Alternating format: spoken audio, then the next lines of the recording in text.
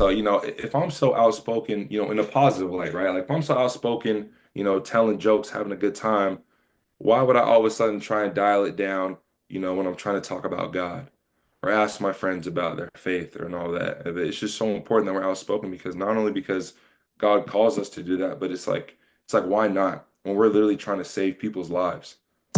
Turn on the lamp, I don't go postal till God give his stamp. We going global, I'm in with the champs. I sit at the Oval, they told me I can't, Turn on the lamp, I don't go postal till God give his stamp. We going global. Welcome back to Turn on the Lamp podcast. This is your host, Devin Lamp, and I'm super excited to bring in Mr. All-Pro himself, offensive tackle from San Diego State, Christian Jones. Christian, how you doing, man? Man, what's going on, Devin? Doing good, man. Thanks for having me out here. For sure, bro. I appreciate you for joining, man. I know, I don't want to take up too much of your time, but the busyness of your schedule, being in the off season, camps right around the corner.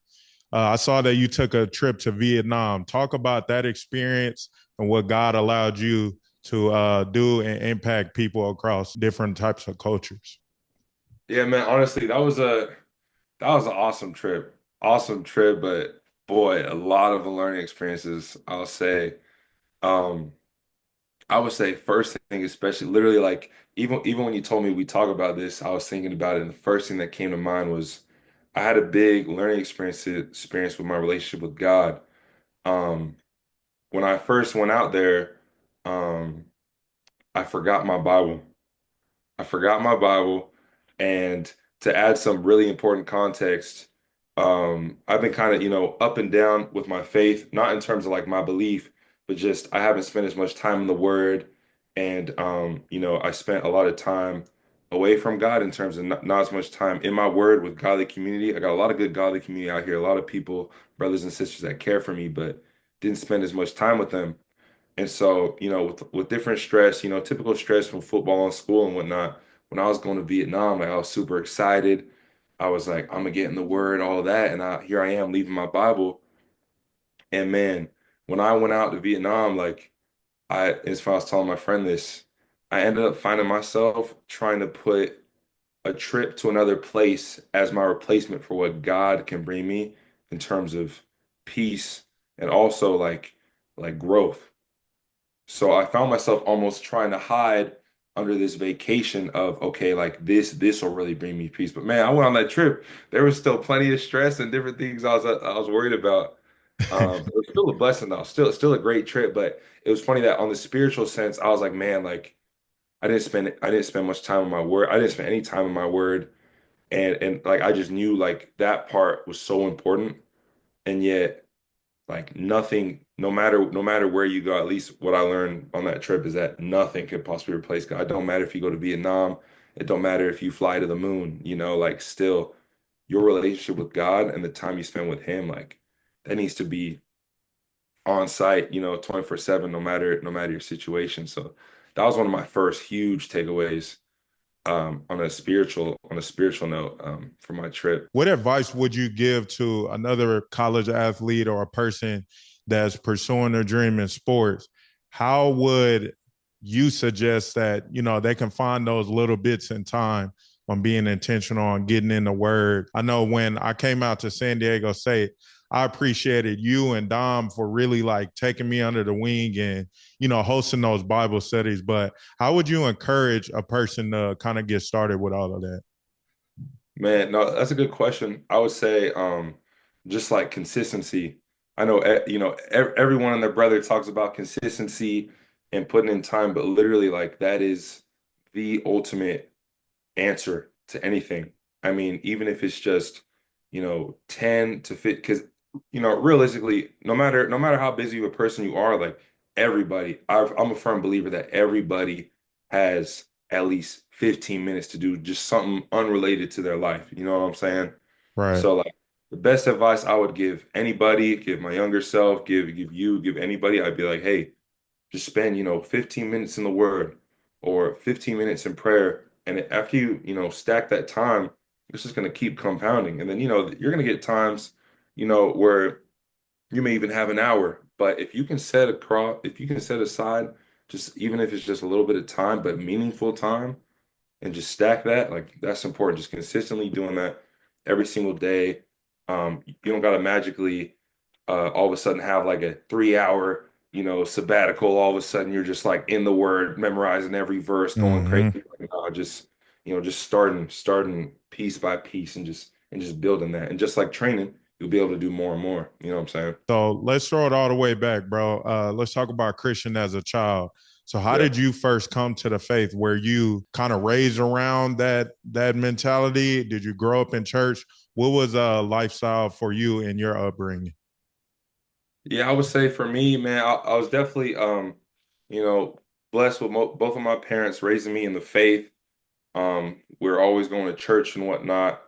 But it was also never really forced because I have an older brother, three half sisters. So grew up mainly alongside my brother, and so the both of us, we grew up in the faith and going to church. But my parents also never really forced it upon us. Of course, they give nudges like any good parent should. They give nudges and kind of guide us down the path. But it was never, you know, getting getting forced to have hours doing something that we didn't want to do.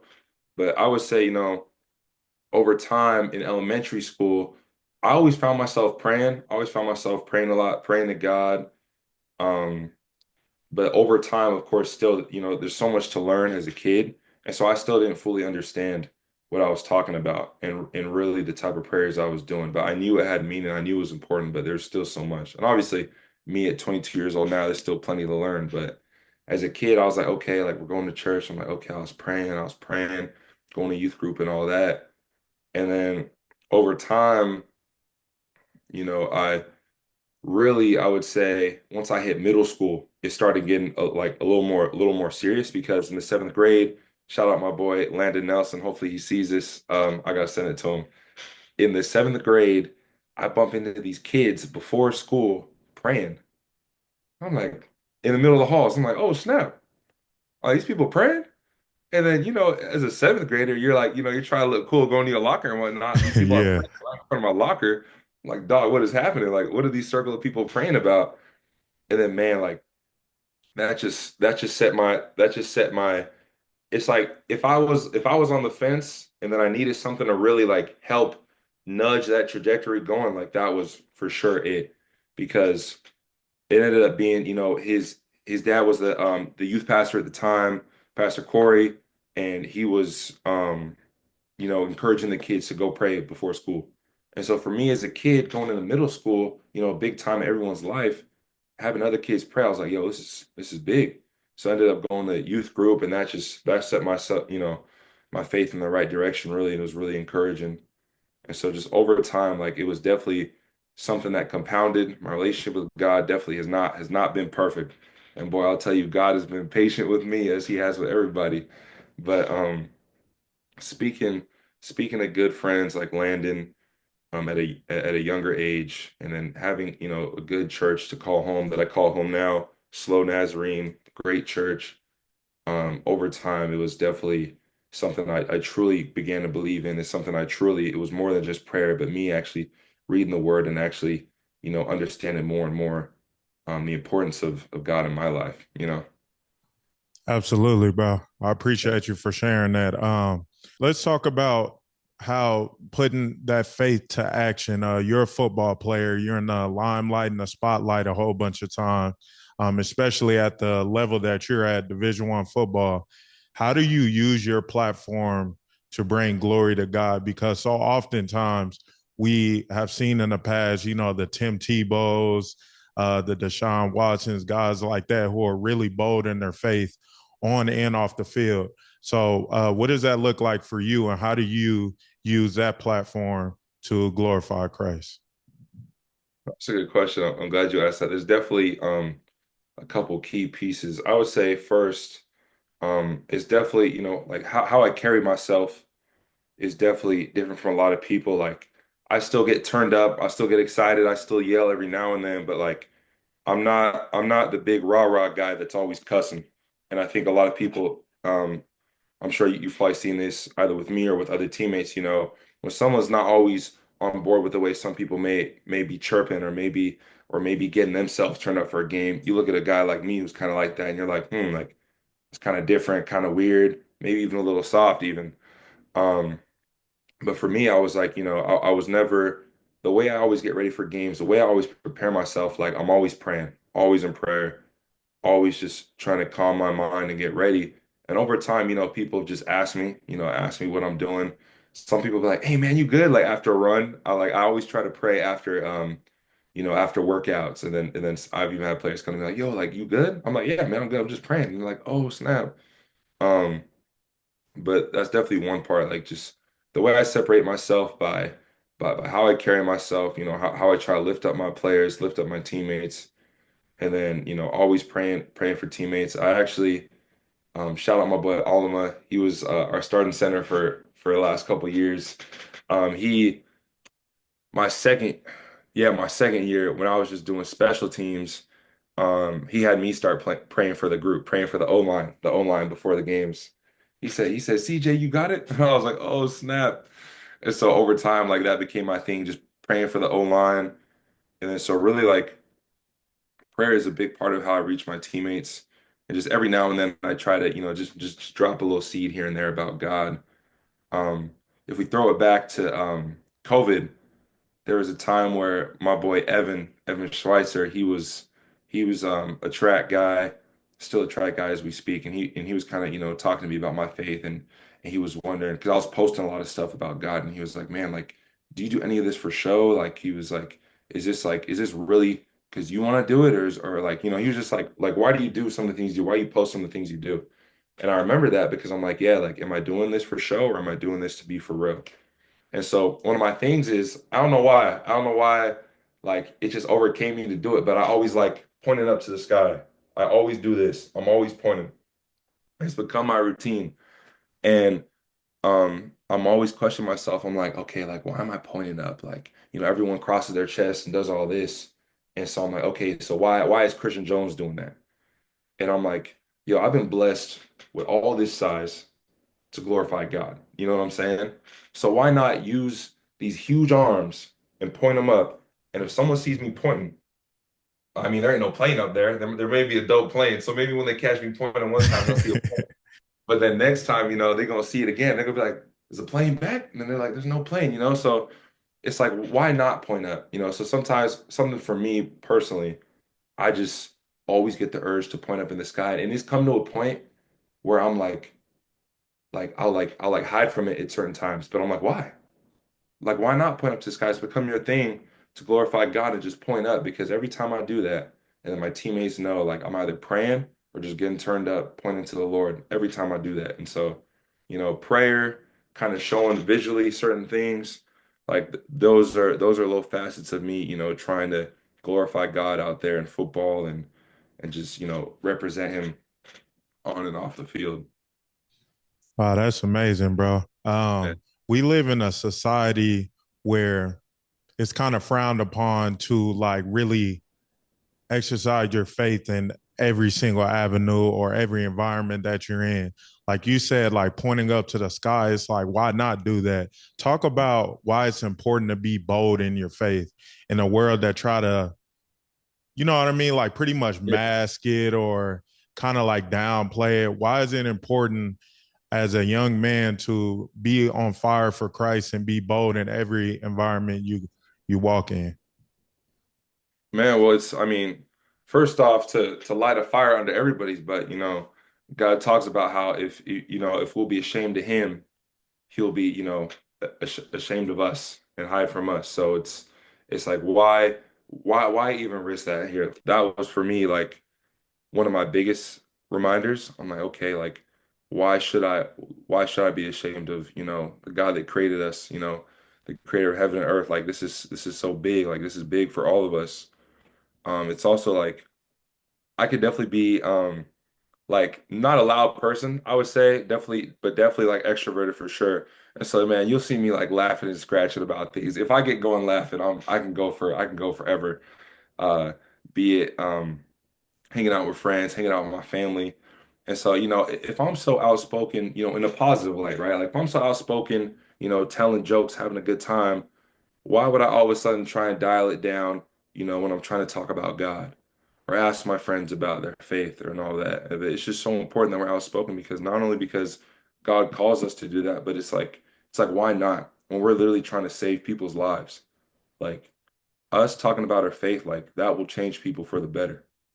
And so it's not like we're hiding um you know, like a good recipe or a good restaurant. Yo, like we're if we're ashamed, if we're hiding our faith, we're hiding, salvation from so many people, people that don't know, like at the end of this road, because the road gonna end for everybody sooner or later.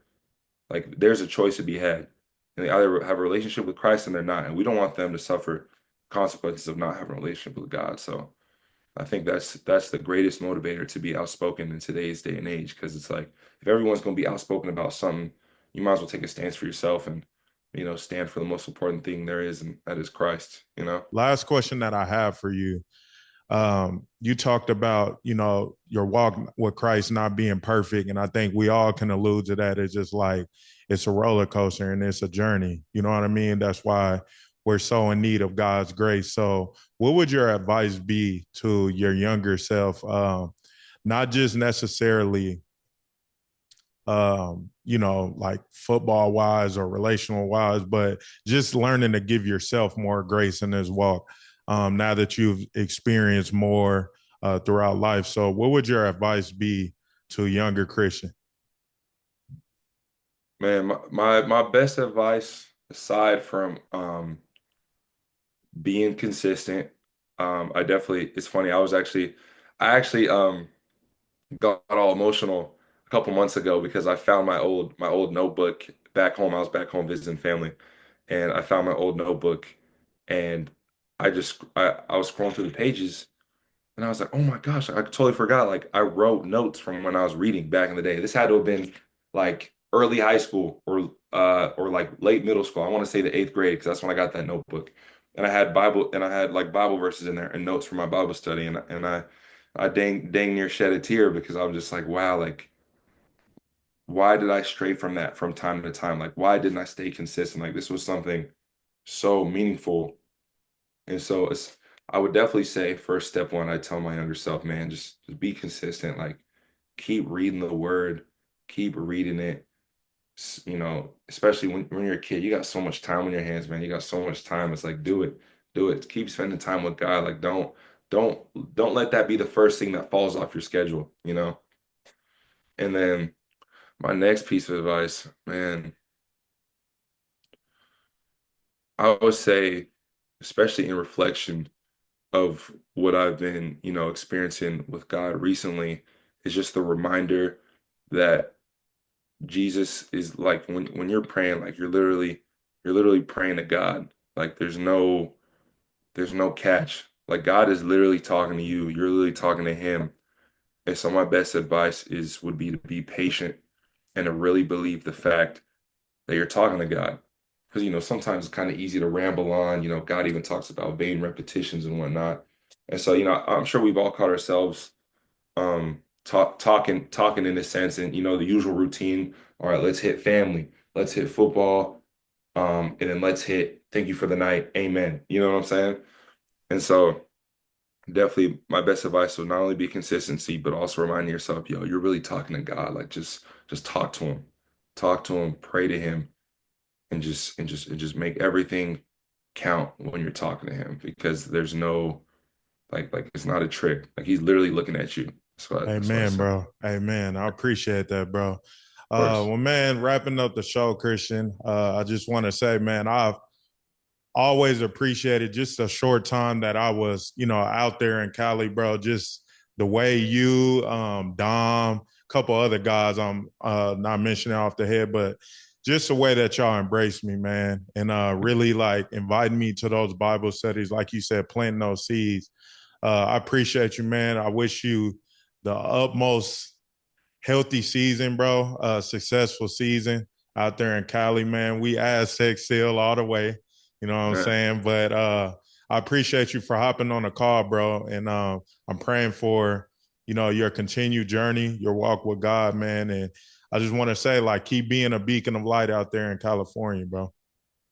Man, no, I really appreciate you, and same to you, man. Even after we parted ways, it was super encouraging. Staying connected and seeing your trajectory continue to go up, and see you impact other people's lives, and just continue to be on fire for God and building your foundation. So, man, I'll be praying for you too, for real.